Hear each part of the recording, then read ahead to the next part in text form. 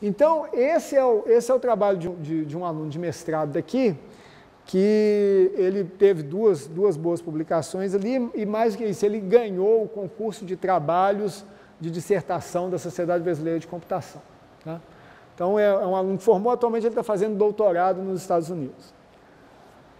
Ele faz uma pergunta simples, mas que ninguém, né, nenhum daqueles algoritmos anteriores respondia. Tá? Então, vocês vejam, a gente olhou os conjuntos, que é o primeiro bullet ali, o que ele vai falar? Padrões de atributos são correlações em termos de conteúdo. Tá? Então, ou seja, comprou o mesmo item, tal, parari, pararararara, né? Comprou esses itens aqui, etc. Por outro lado, quando a gente fala dos grafos, a gente tem padrões topológicos. Ou seja, é um grafo aqui com essa conformação, esses vértices ligados desse jeito aqui. Então você tem padrões de conteúdo e você tem padrões topológicos. Existem áreas hoje em dia, por exemplo, que são muito ligadas a padrões topológicos. Existe uma coisa que se chama ciência das redes, né? Redes complexas, etc. Fala muito de padrão topológico, modelos livres de escala, modelos de mundo pequeno, etc, etc, etc. E ali você vai buscar padrões topológicos. O que te importa é como que aquelas entidades elas se conectam e não necessariamente o que está envolvido naquela conexão. Por outro lado, quando a gente fala de conjuntos, você sabe o que, mas você não tem qualquer estrutura nisso. A pergunta interessante, ela vem no sentido da seguinte constatação, tá? Ambos os padrões podem se referir às mesmas entidades. Eu posso estar falando de redes de coautoria, eu posso estar falando de redes proteicas, eu posso estar falando de redes sociais. Que uma hora eu vou olhar em relação aos atributos, às características, outra hora eu vou olhar em relação à topologia. Tá? Por que eu não posso analisá-los conjuntamente? Ou seja, o que seria necessário eu fazer para poder analisar tanto conteúdo quanto topologia simultaneamente? Que isso vai dar uma explosão gigantesca, a gente já pode imaginar. Porque se um é 2AN, o outro é 2AN ao quadrado, você juntou os dois, você está multiplicando essas duas coisas. Tá? Então ele vai dar um negócio gigantesco. Mas será que vale a pena? Então vamos dar uma olhada aqui. Vamos dar uma olhada nesse negócio aqui. Tá? Então, quando eu quero falar disso, basicamente, eu estou buscando, né, esse é um grafo simples, onde eu tenho 3 nodos, 1, 2 e 3, eu tenho a conexão entre esses nodos, e eu tenho rótulos ali, A, B, C, entre os nodos. Então, um padrão interessante aqui seria o seguinte, que os vértices se conectam como uma clique de 3, e eles têm em comum B e C. Isso é o que eu quero descobrir. Tá? Então, não se animem que isso ficou tão simples assim. E eu posso dizer que esse problema é determinar conjuntos de atributos associados à existência de subgrafos conectados e densos. No sentido de que eu não quero simplesmente relações soltas, eu estou acrescentando parâmetros aqui. Né? Vamos dar um exemplo. Né? Esse grafo aqui, quer dizer, eu não tenho expectativa de que ninguém leia o que está escrito nele. Né? Esse grafo aqui é um grafo de coautoria. Né? Ele tem 26 nós. Você fala assim, pô, 26, né? Fácil. E aí tem uma aresta entre duas pessoas se elas já publicaram algum artigo juntas. São 26 pessoas. Tá? E aí?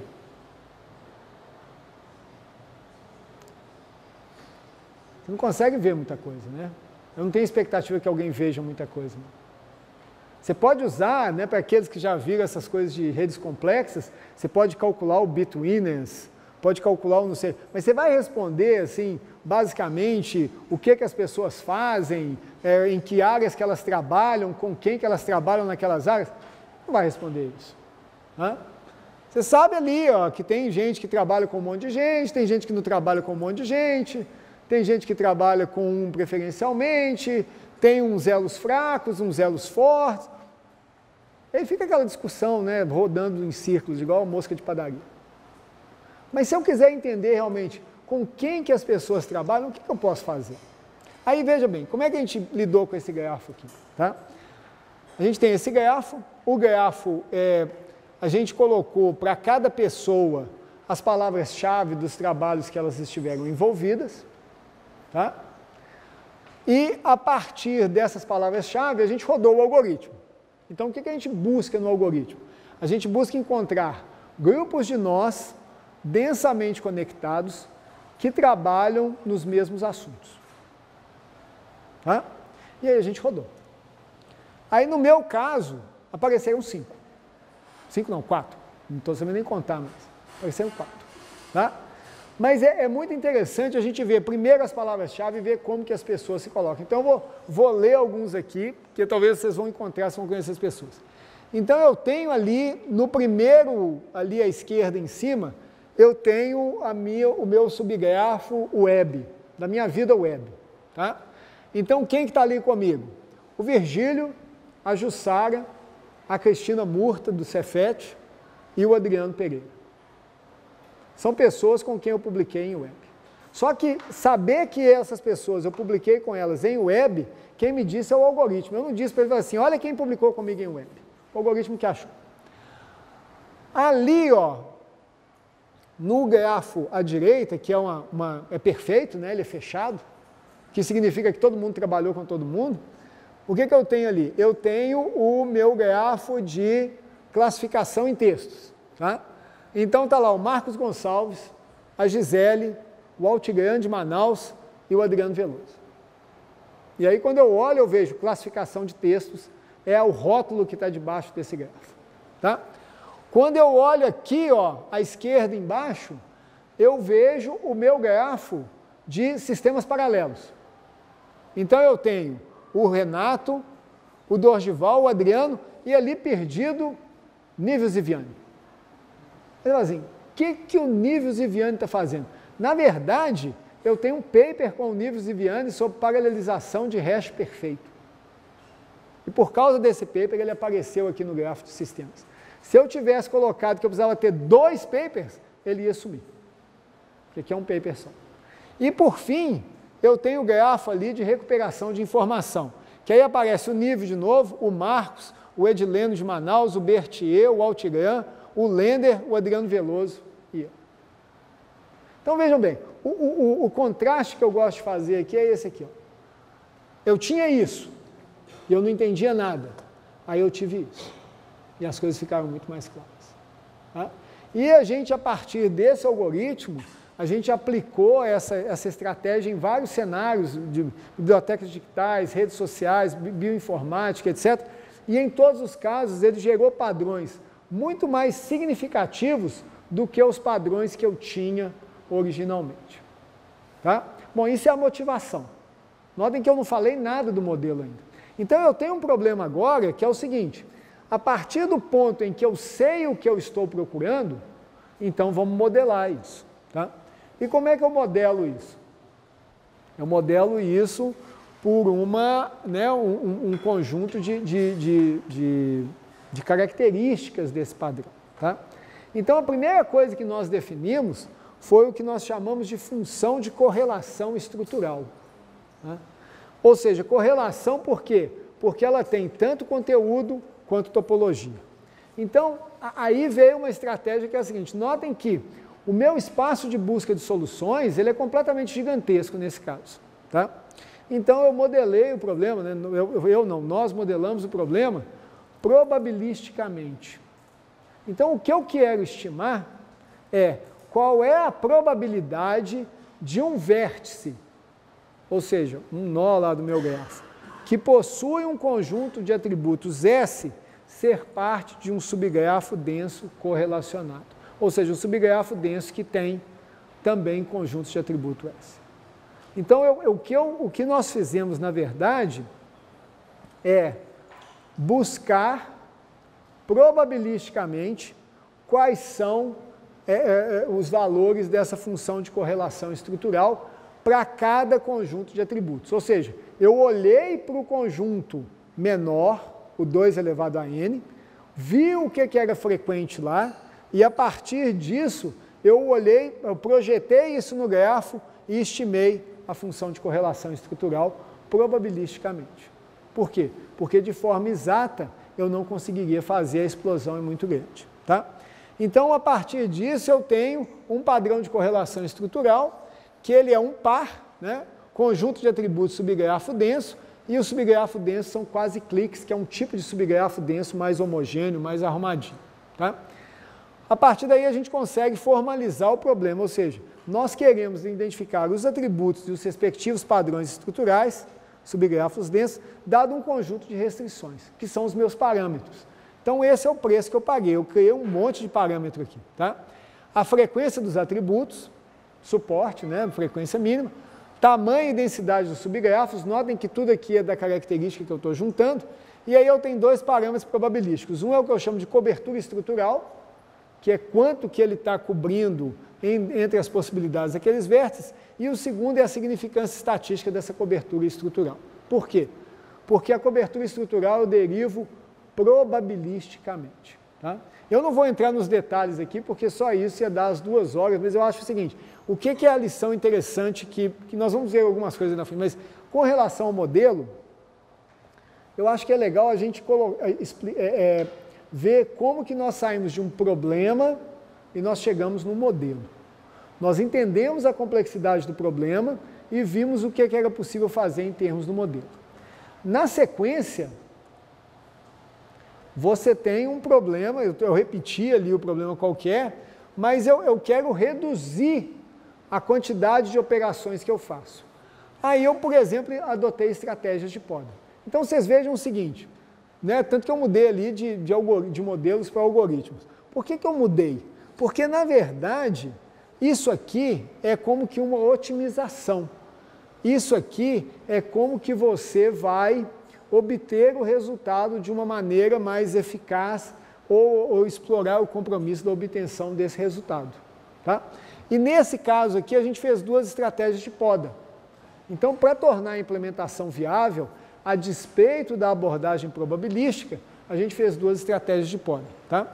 A primeira é descartar os vértices inviáveis, ou seja, eu tenho uma lógica de viabilidade de vértices, e a segunda é você olhando a quase clique, que ela não satisfaça algumas propriedades, você descarta também. Tá? O que isso adianta? Isso reduz a necessidade de computação, mas o pior caso, ele continua ali presente. O pior caso, ele é associado ao modelo. Tá? Bom, aqui tem só algumas ideias de como que essas estratégias elas funcionam, então tem uns gráficos ali que mostram a estratégia ingênua e como que as estratégias de poda que a gente adotou, elas melhoram o desempenho do gráfico. Mas por que eu quis colocar esse exemplo aqui? Exatamente para mostrar que não basta você ter um modelo legal, não basta você pensar uma estratégia, ela tem que ser viável na prática. Se isso não acontecer, o esforço todo se quebra. Tá? Ou seja, acaba que o processo de construção desses novos modelos, desses modelos de mineração de padrões complexos, eles são claramente iterativos, no sentido de que você tem que propor o modelo, avaliar a viabilidade computacional dele e até o quão aplicável ele é a dados reais. E aí você volta, mexe no modelo de novo e vai iterando. Tá? Nesse caso, a gente deu uma solução tanto baseada em podas, quanto uma solução probabilística. Bom, eu vou deixar um tempo aqui para discussão, conversa se alguém quiser, eu não sabia bem como é que era a carga horária, mas eu vou elaborar aqui um pouco nesse contexto aqui. Tá? Bom, como é que a gente pode ver esse processo de mineração de dados e a demanda por mineração de padrões complexos? Em primeiro lugar, dados não vão faltar por muito tempo. Tá? E, na verdade, vai surgir cada vez mais dados nesse processo. Com relação às respostas que nós podemos dar, ainda existe uma demanda não bem entendida por esses sistemas analíticos. na verdade a gente não sabe quem vão ser esses big users aí e o que eles vão querer fazer com os dados. Vejam bem.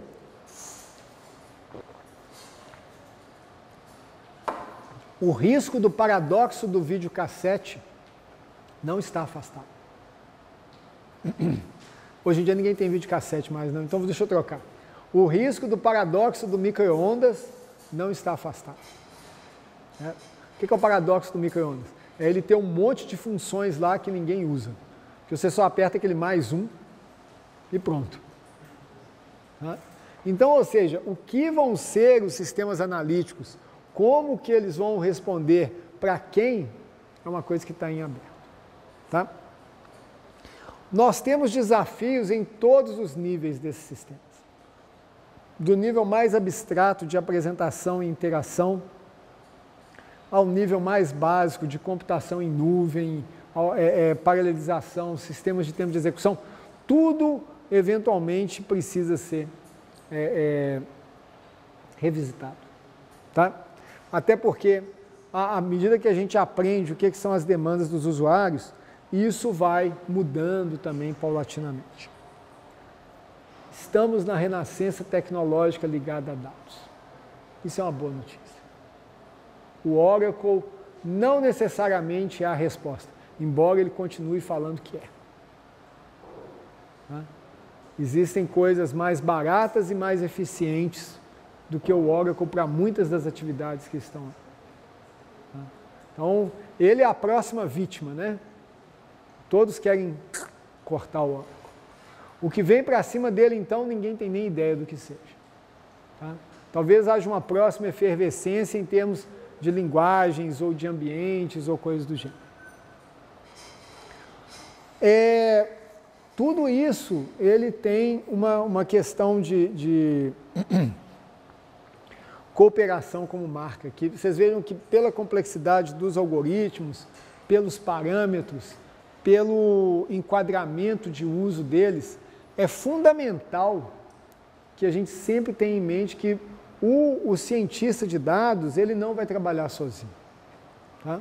A pessoa que for lidar com padrões complexos ou de mineração de quaisquer padrões, ela não vai trabalhar sozinha. Tá? Então isso tem que ser levado em consideração. E nós temos aí potencialmente um novo perfil de uso, né? Que é essa questão do big user aí. E a pergunta da planilha. Será o Big Data a planilha de daqui a 30 anos? Ou seja, hoje em dia quando as pessoas ficam, Big Data, a sensação é muito parecida quando eles viam o VisiCalc há 30 anos atrás, falaram assim, VisiCalc. Tá? Então, isso é uma pergunta fundamental. Tá? E do ponto de vista de posicionamento estratégico, onde nós, profissionais da área, nos colocamos? Eu acho que nós não temos paciência de ficar lá planilhando. Né? Nosso papel é outro. Então, vamos nos preparar para esse papel aí. Tá bom? Bom, então, com isso eu encerro aqui, quer dizer, eu tentei ser provocativo e sem necessariamente ser... Vejam que por trás disso tem muita teoria, muita fórmula, eu fiz questão de fazer algo sem fórmulas, tá? Para exatamente cobrir a audiência de uma forma mais homogênea, tentar explicar para vocês, mas as fórmulas existem, tá? Os fundamentos estão lá e eles são rigorosos. Mas eu preferi saltar e não colocar toda a aridez matemática e estatística desses trabalhos no processo. Só intuitivamente mesmo para vocês entenderem, ou pelo menos eu consegui transmitir um pouco de onde eu acho que os compromissos estão. Tá? Pelo que eu entendi, a gente tem tempo para perguntas, né? Então, perguntas, questionamentos, observações, quaisquer coisas são muito bem-vindas, gente. Bom, a pergunta dele, ele pediu para eu repetir a pergunta, é o seguinte, eu vou ampliar a sua pergunta. Existe algum aluno que está melhor preparado para trabalhar com isso? Não. Tá? Vou te dizer por quê. Eu vivenciei num outro ambiente, esse não é minha visão, tá? Obviamente que não é a posição institucional da universidade, não. Eu vivenciei num outro ambiente o nascimento do híbrido. Tá? Só que aqui a gente não sabe ainda quem que é o híbrido. Então tem o caso de uma menina que, por coincidência, hoje ela é até professora aqui da UFMG, que ela entrou na computação e ela falou que queria trabalhar com bioinformática. Não existia nada de bioinformática. Tá? E aí ela começou a tomar cadeiras lá na biologia. Fez genética, fez bioquímica, fez não sei o quê, foi fazendo cadeira lá e fazendo computação ao mesmo tempo.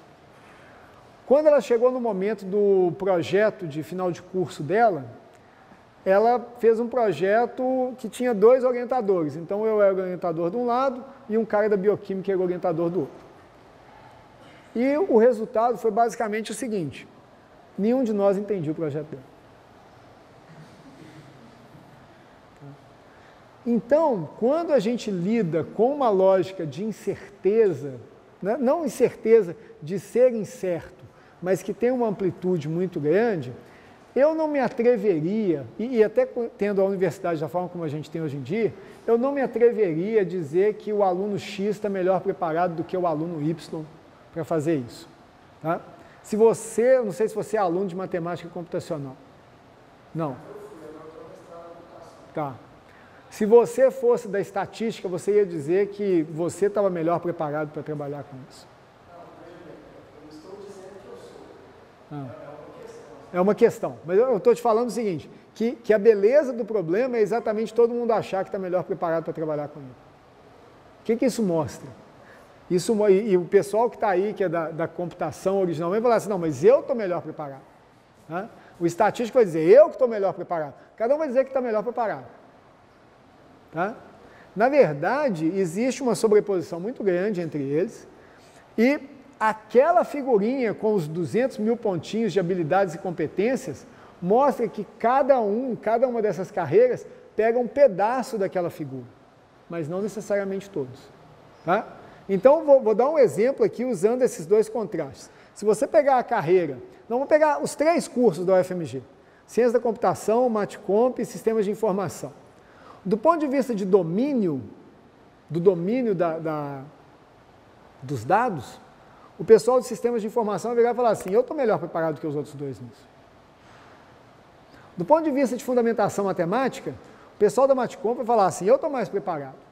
Agora, do ponto de vista de tudo que se referir à tecnologia e fundamentos de computação, etc., o pessoal da computação vai falar assim, eu estou melhor preparado. E, na verdade, todos têm alguma sobreposição. O que é interessante nessa lógica de ciência dos dados é que, dada a amplitude e diversidade, tem espaço para todo mundo. Você vai ter sempre que aprender alguma coisa para poder fazer e ter uma atuação mais completa. Tá? Mas não acho que... Eu não consigo ver nenhum curso onde a pessoa esteja melhor preparada em qualquer cenário, entendeu? Você vai estar melhor preparado para certos cenários, certos tipos de problemas, certos tipos de técnica, mas não para todos. Tá? Que é uma coisa boa, veja, para o profissional bem formado, isso é bom. Isso é muito bom. Tá? Por quê? Porque uma outra constatação importante da gente falar aqui é as tecnologias, em particular, as tecnologias que eu usei durante a minha graduação, elas não existem mais.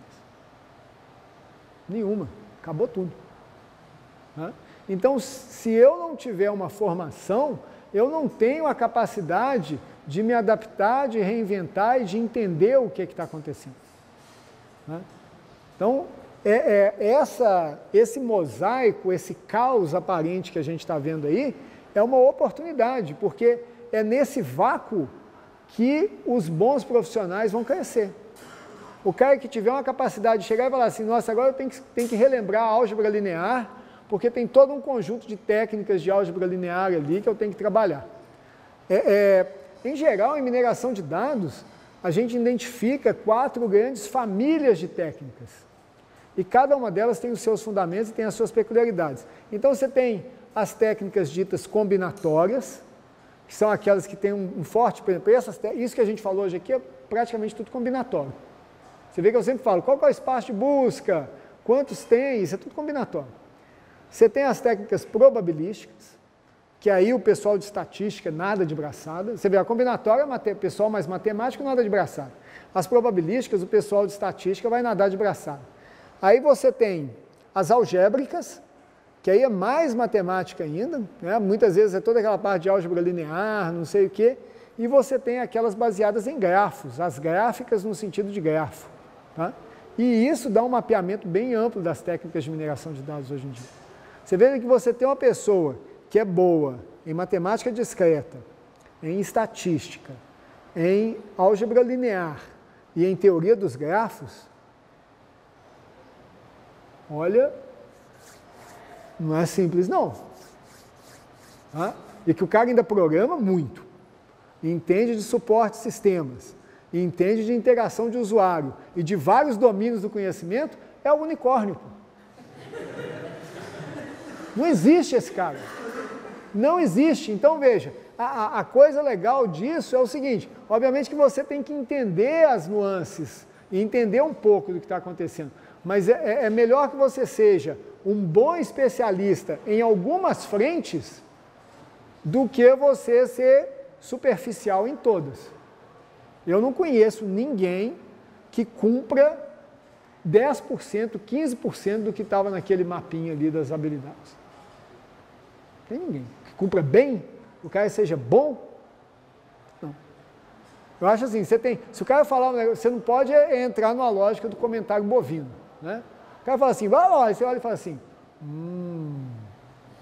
você não tem a menor ideia do que está acontecendo. Isso é ruim.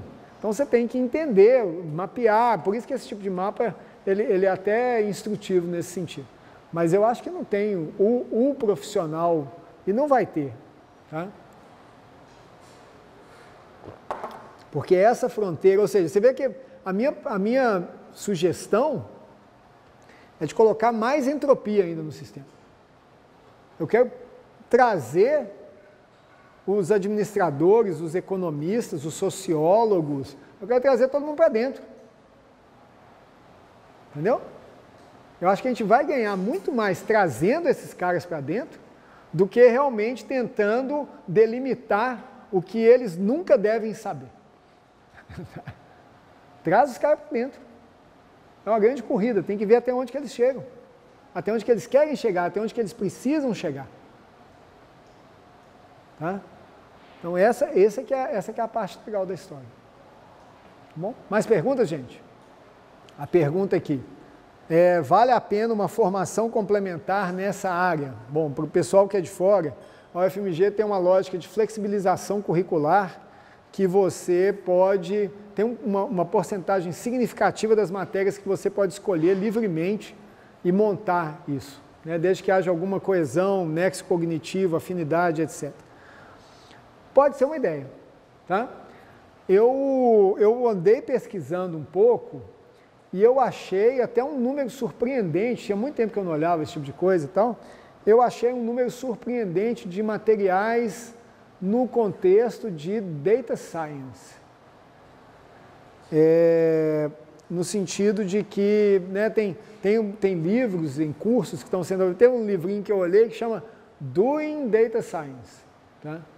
E aí o cara faz uma saladona lá, mas ele é mais voltado para pessoas de outras áreas. Tá? Eu acho que tem muitas universidades nos Estados Unidos que elas estão propondo tanto percursos majoritários quanto minoritários em Data Science. Então eu acho que vale a pena a investigação sim, porque se você conjugar, só um minutinho, coisas da estatística e mesmo de áreas de ciências sociais, entendeu? Tem uma lógica aí que se chama computação social, né?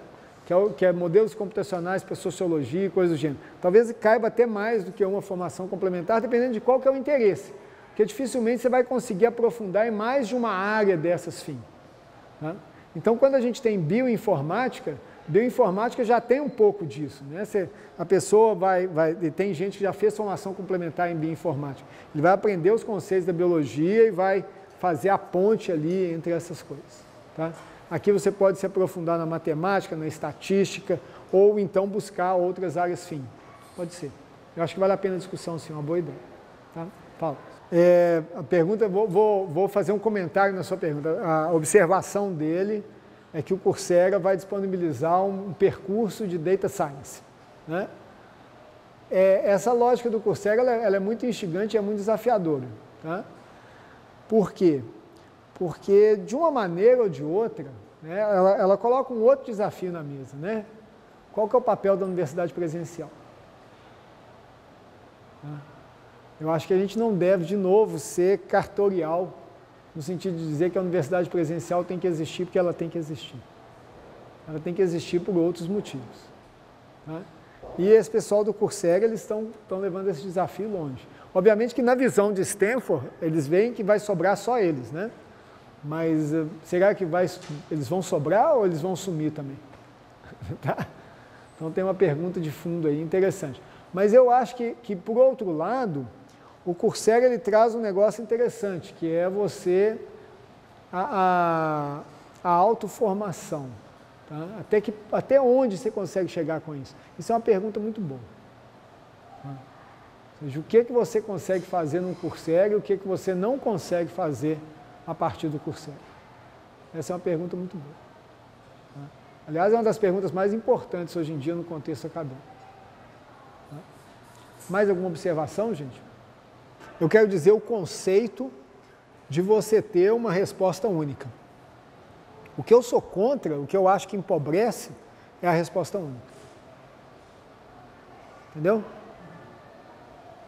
O que não fecha para mim é você dizer que existe uma coisa que resolve todos os problemas. É isso que eu não concordo. Eu acho que por melhor que seja o produto, é muito difícil que ele seja completo e que ele anteveja tudo e que mesmo que ele seja, que a escala dos problemas que existem aí, ele seja adequado para resolver. Tá? Tem o seu lugar, tem o seu encaixe, não tenho dúvida disso. Agora, esse discurso de que não precisa fazer mais nada porque esse discurso já veio, entendeu? Então, esse mapa aí, ele é muito interessante porque há tempos atrás, houve uma discussão muito grande que as pessoas diziam assim, não precisa mais fazer pesquisa na área de banco de dados, porque já está tudo resolvido. E aí, de repente, vira tudo. Essa é a parte legal da história. Entendeu? De repente, brota um monte de coisa, um monte de demandas, um monte de soluções, e que elas não existiam há 10 anos atrás, nem de longe. Tá?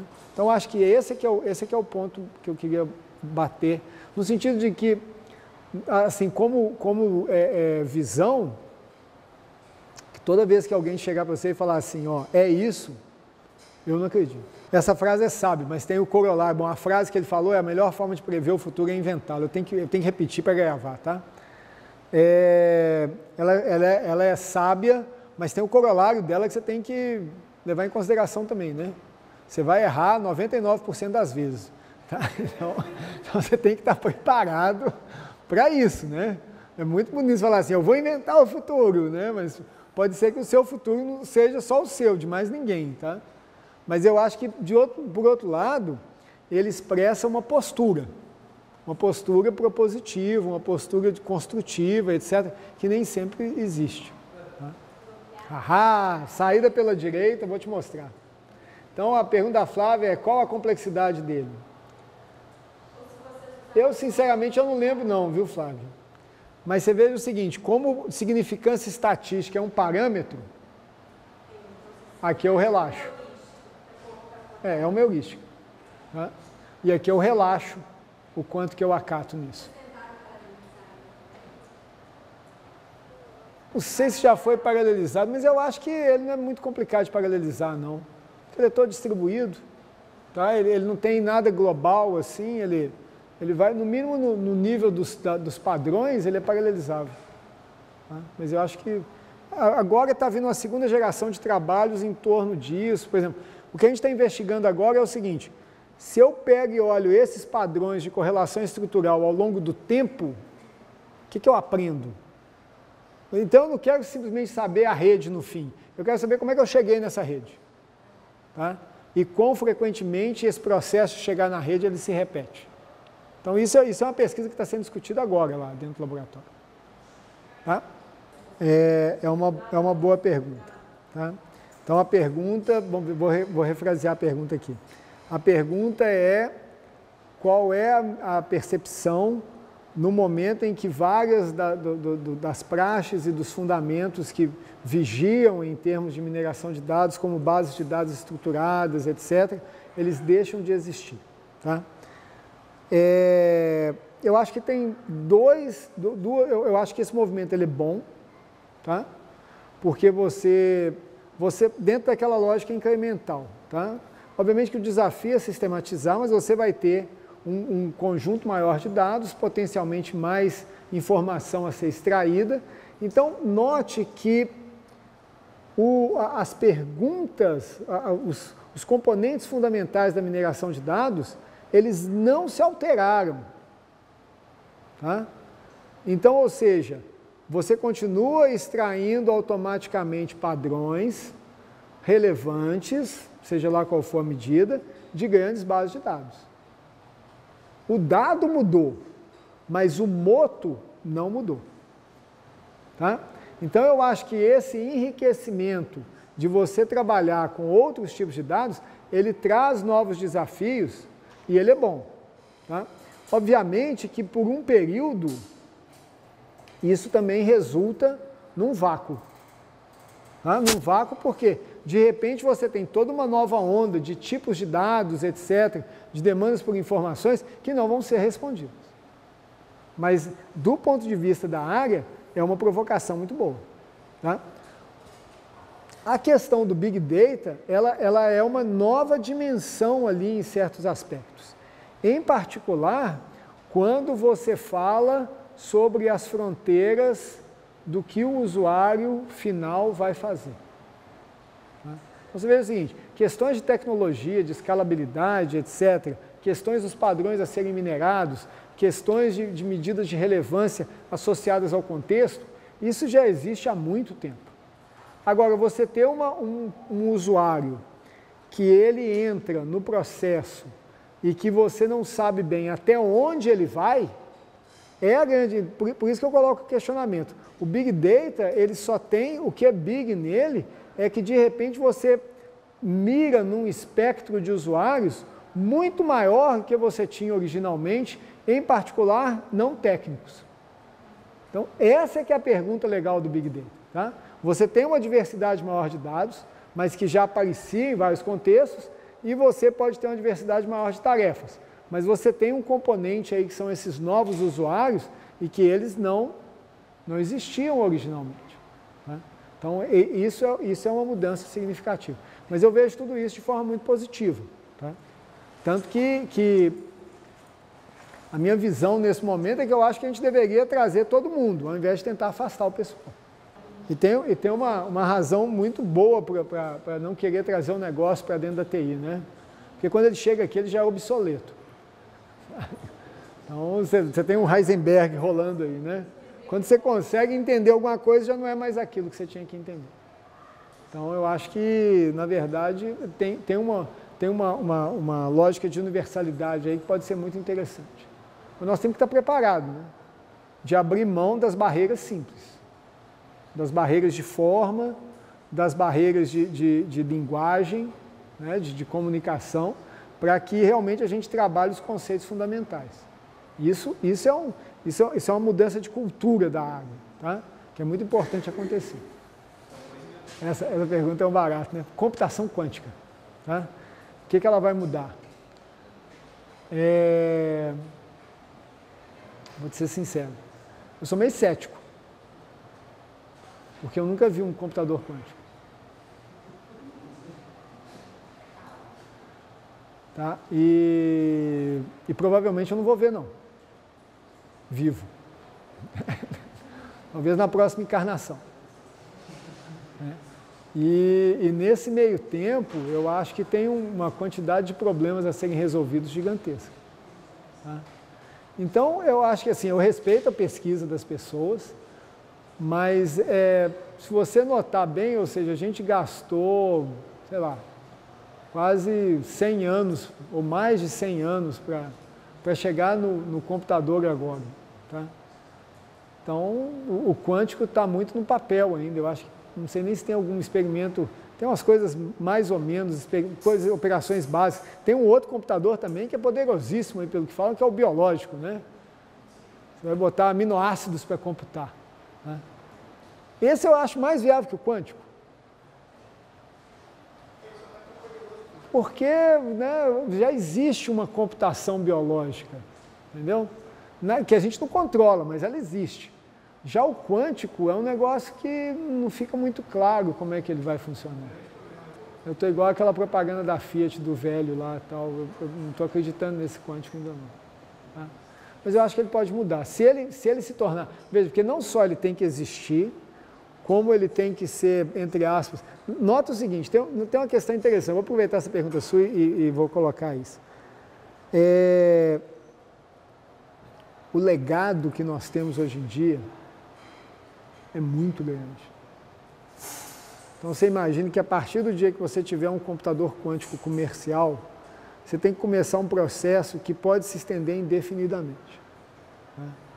Hoje ainda tem um volume de coisas em COBOL, em Fortran, está aí, cara. Ninguém quer mexer com isso há 30 anos e elas continuam aí. Entendeu? Então tem uma questão de legado que ela não é simples. Tá? Pode ser que dê certo, e eu acho que aplicações extremamente específicas e muito motivadas, como essa questão de quebra de criptografia que ninguém consegue, pode ser um nicho para esse tipo de coisa. Tá? Mas do ponto de vista, assim, não estou falando mal da pesquisa, estou falando a premência da mineração de dados, ela é bem maior. Tá? Assim, não que ela é melhor, ela é maior premência no questão de prazo, tá? Ou seja, a gente não pode esperar um computador quântico para começar a pensar alguma coisa. Tá? A demanda está aí, ou seja, os problemas já estão aí e tanto quanto possível a gente tem que dar a melhor resposta que conseguir.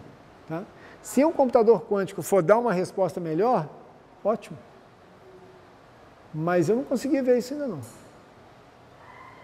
Tá? Mas é uma direção, pode ser que de um dia para o outro isso vire uma realidade. Eu acho que é coisa bem mais simples, mas você tinha uma coisa que era mecânica, válvula, transistor, e hoje tem um nível de miniaturização gigantesco. E isso aconteceu em algumas décadas. Pode ser que aconteça também com o quântico. Tá? Mas eu não sei. Para ser sincero, eu entendo muito pouco de computação quântica. Tá? Que faz parte da ignorância também. Então, não sei se eu te dei uma boa resposta. Tá bom? Mais alguma coisa, gente? Então tá, eu queria agradecer a paciência, a persistência, tá? E aproveitem a escola. Muito obrigado.